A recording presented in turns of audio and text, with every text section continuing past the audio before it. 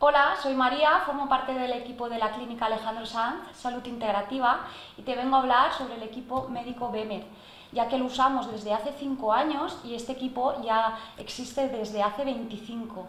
Lo suyo es que lo aplicamos a la mayoría de nuestros pacientes, ya que activa la microcirculación.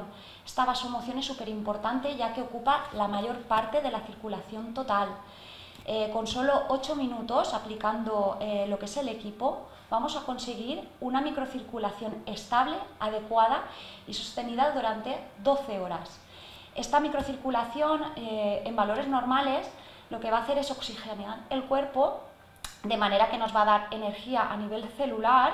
Vamos a intentar también acortar lo que es el plazo de regeneración en el paciente y también en ámbito deportivo para poder sacar el máximo rendimiento y recuperación.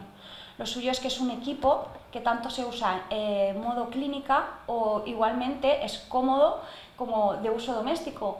Por lo tanto, queremos invitar a todos aquellos que quieran saber un poco más, tanto pacientes como usuarios de clínicas, para que puedan también sacar el máximo provecho, y para ello tenéis toda la información en nuestra web saludintegrativaalejandrosanz.com.